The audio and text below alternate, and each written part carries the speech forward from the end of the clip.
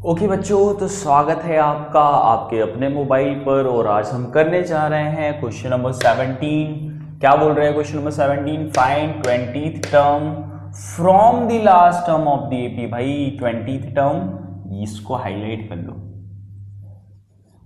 ऐसा क्वेश्चन आ जाए कि आपको 20th टर्म निकालनी है from the last term of the AP, मतलब लास्ट टर्म से आपको 20th टर्म निकालनी है, तो उस केस वो केस थोड़ा अलग होगा। ठीक है ना? कैसे? जैसे मैं आपको बोलूं, मैंने 1 से नेचुरल नंबर लिख दिया 100 तक, 1 2 3 4 डैश डैश डैश डैश, कहां से गया 100 तक। मैं यदि आपको बोलूं find the 20th term of the AP, तो इसका मतलब होगा 20th टर्म क्या होगी सर? पहली 1 है, दूसरी 2 है, तीसरी 3 है, चौथी 4 है, तो 20th टर्म क्या होगी आपकी? 20 होगी। सिंपल सी बात, क्या होगी? 20 है। कॉमन डिफरेंस क्या है? 1 है।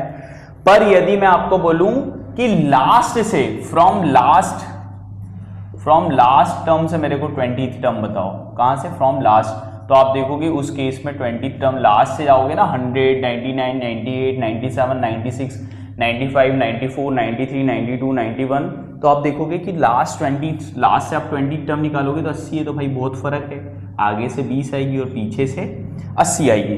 तो क्वेश्चन ने आपसे कहां से पूछा है? क्वेश्चन ने आपसे कहां से पूछा है? From the last term of the AP, कि एपी की लास्ट टर्म से आपको 20th टर्म बतानी है। कहां से बतानी है बच्चों? लास्ट टर्म से आपको 20th टर्म बतानी है। तो कुछ नहीं हो गया, सबसे पहले हम मेरे पास एपी है तो हम सबसे पहले फर्स्ट टर्म लिख लेते हैं ए। सिंपल आपको करना है, मैं जो बोल रहा हूँ वो करते रहना।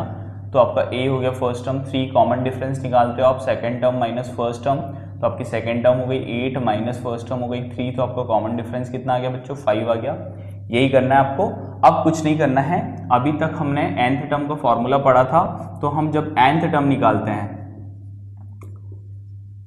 फ्रॉम लास्ट, nth टर्म निकालते हैं फ्रॉम लास्ट, तो आपको वो फॉर्मूला याद रख लेना है। क्या होता है वहां पर? a की जगह l लिखना रहता है आपको लास्ट टर्म, प्लस की जगह माइनस लिखना रहता है, और बाकी सेम रहता है n-1t, है ना? ये बिल्कुल याद कर लेना कि यदि हम कोई भी टर्म निकालते हैं, लास्ट टर्म से हम कोई भी टर्म निकालते हैं, पीछे से कोई टर्म निकालते हैं, तो उसका formula an equal to a की जगह लास्ट l आ जाएगा, प्लस की जगह माइनस आ जाएगा, ब्रैकेट n-1d। तो अब हम यहां पर निकालते हैं 20 टर्म फ्रॉम लास्ट। तो यहां पर l की वैल्यू क्या रख देंगे बच्चों? l की वैल्यू क्या है बताओ? लास्ट टर्म हमारी क्या है? l हमको दिया हुआ है ना, यहां पर लिख लेते हैं। l हमारा क्या है? 253, तो l हमने लिख लिया 253 माइनस n क्या है? कौन सी टर्म निकालनी है हमको? लास्ट से 20 टर्म निकालनी, तो n हमारा क्या है? 20 माइनस 1 इंटू डी क्या है बच्चों आपका? d है आपका 5 है। क्या है? 5 है। ठीक है, तो a20 इक्वल टू 253 माइनस ये कितना हो जाएगा? 19 इंटू 5 हो जाएगा बच्चों। कितना हो जाएगा? 19 इंटू 5। तो a20 की वैल्यू कितनी आ जाएगी? a20 की वैल्यू बताओ, जल्दी बताओ कितनी आ जाएगी? डी हमारा क्या है? सही है, 5 है। तो 253 माइनस ये 9 5 जा 45, ये कितना हो जाएगा? 95 हो जाएगा बच्चों। कितना हो जाएगा? 95, है ना? अब 253 को 95 से माइनस कर दो, तो ये कितना आ जाएगा? 13 हो जाएगा। तो ये कितना आ जाएगा? 8। यहाँ कितना बचेगा बच्चों? कितना बचेगा? 4। 14 हो जाएगा, तो ये आ जाएगा 5। यहाँ क्या बचा? 1, तो 158। तो आपकी देख रहे हो कि लास्ट टर्म से जो 20th टर्म आ रही है वो क्या आ रही है आपकी? 158। लास्ट टर्म मतलब हमने इधर से 20th टर्म नहीं निकाली, इधर से हमने 253 से इधर से निकाली है। तो क्या करना है आपको? फॉर्मूला जो nth टर्म का फॉर्मूला होता है ना, an equal to a plus n-1 into D. यदि कोई लास्ट टर्म से आपको कोई टर्म निकालनी हो, यहाँ लिखा था हमको, कहाँ लिखा था? 20th term from the last term of the AP से, तो उसका फॉर्मूला हो जाएगा a की जगह हम l रख देंगे, प्लस की जगह माइनस और n-1d, और d भी हम सिंपल निकाल लेंगे। ठीक है, ठीक। तो अगले वीडियो में हम करेंगे क्वेश्चन नंबर 18। ठीक है ना? ओके बच्चों, तो क्वेश्चन नंबर 18 अब आपकी स्क्रीन पर है। क्या बोल रहा है क्वेश्चन नंबर 18 स्क्रीन पर? The sum of 4th and 8th term, 4th term और 8th टर्म का सम किसी एपी का इज 24।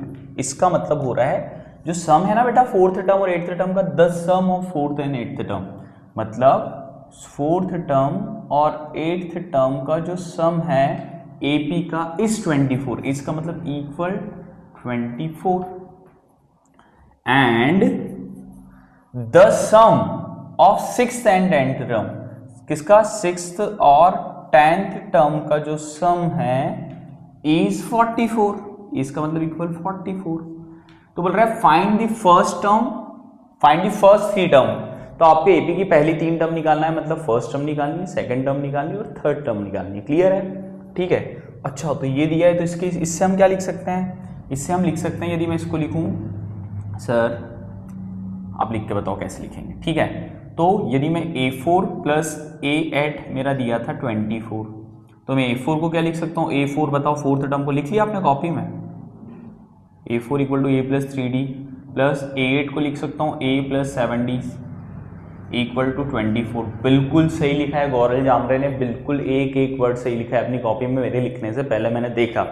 ठीक है, तो यहाँ पर A और A क्या हो जाएगा बच्चों? A और A क्या हो जाएगा? 2A, very good, plus 7D और 3D कितना हो जाएगा रोहित यादव? 10D, बहुत सही, इक्वल टू 24। अच्छा, आपको मालूम है जब पूरी इक्वेशन लिखी हो ऐसी और किसी एक नंबर से डिवाइड हो रही हो तो हम उसको डिवाइड कर सकते हैं। तो बताओ ये किससे डिवाइड हो रही है? ये भी 2 से डिवाइड हो रहा है, ये भी 2 से डिवाइड हो रहा है, ये भी 2 से डिवाइड हो रहा है। तो इसको 2 से डिवाइड करा तो A, इसको D से डिवाइड करा तो 5D, इसको 2 से डिवाइड करा तो 12। तो ये कौन सी इक्वेशन हो गई? फर्स्ट। क्लियर है? अब मैं सेकंड इक्वेशन पे आता हूँ। सेकंड इक्वेशन क्या बनी थी हमारी? A6 plus A10 equal to 44। यदि मैं पूछूं कि गौरव माल इसको कैसे लिख सकते हैं, तो क्या कॉपी में मेरे लिखने से पहले तुम लिख लोगे? बताओ लिखकर। A6 की वैल्यू क्या है? A प्लस 5D लिखोगे, ये लिखी है, प्लस A10 की वैल्यू क्या लिखोगे? A प्लस 9D लिखेगा। ठीक है, A plus 9D equal to क्या हो जाएगा? 44। अब ये दोनों लाइक टर्म है, A प्लस A कितना हो जाएगा? 2A हो जाएगा, 5D प्लस 9D कितना हो जाएगा? 14D हो जाएगा, इक्वल टू क्या हो जाएगा? 44। अब ये तो सब पूरी टर्म्स 2 से डिवाइड हो रही है ना गौरव माल? तो आपने लिख लिया होगा, वेरी गुड गौरव माल। तो यहाँ पर 2 से डिवाइड करेंगे तो कितना आ जाएगा? A plus 7D equal to, इसको भी 2 से डिवाइड करोगे तो 22। ये कौन सी आ जाएगी इक्वेशन? सेकंड। क्लियर है? अब हमारी फर्स्ट इक्वेशन और सेकंड इक्वेशन को हम सॉल्व कर लेते हैं लिखकर। तो फर्स्ट इक्वेशन क्या थी? A plus 5D equal to 12 और दूसरी इक्वेशन क्या थी? A plus 7D equal to 22। अब यहाँ पर एलिमिनेशन लग जाएगा, साइन चेंज हो जाएगी, तो ये हो जाएगा माइनस, ये प्लस से माइनस, ये हो जाएगा प्लस से माइनस, ये कट। अब 7 के आगे क्या है? ओरिजिनल साइन प्लस नहीं है भाई रोहित यादव, प्लस नहीं है, 7 के आगे ओरिजिनल साइन क्या है? माइनस है। तो माइनस 7 प्लस 5 कितना हो जाएगा? माइनस 2D, माइनस 22 प्लस 12 कितना हो जाएगा? माइनस 10। सही बोला, युवराज कापसिया भी है क्लास में, अटेंड कर रहा है। ठीक है, 2D इक्वल टू 10, तो D की वैल्यू कितनी आ जाएगी? 10/2, दैट इज 5। कॉमन डिफरेंस कितना आ जाएगा हमारा बच्चों? 5 आ जाएगा। क्या आ जाएगा? अब इस D की वैल्यू कोई भी इक्वेशन में रख देते हैं। तो एक इक्वेशन हमारी फर्स्ट वाली क्या थी? A plus 5D equal to 12। तो यहाँ पर D की वैल्यू रख देते हैं, क्या रख देते हैं बच्चों? क्या है आपकी D की वैल्यू? 5, तो इंटू 5 इक्वल टू 12। तो A प्लस 25 इक्वल टू 12, ये प्लस 25 उधर जाके क्या हो जाएगा? माइनस 25। तो A इक्वल टू 12 माइनस 25, तो A की वैल्यू कितनी हो जाएगी? 25 में से 12 गए तो कितना बचे? 13, और बड़े नंबर के आगे माइनस है तो क्या आ जाएगा? A equal to -30।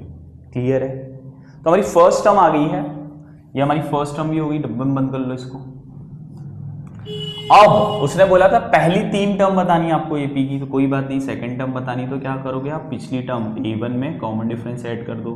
तो पिछली टर्म हमारी क्या थी? -13 फर्स्ट टर्म, और हमारा कॉमन डिफरेंस क्या है? क्या है बच्चों? 5 है। क्या है? 5। तो हमारी A2 कितनी आ जाएगी बताओ?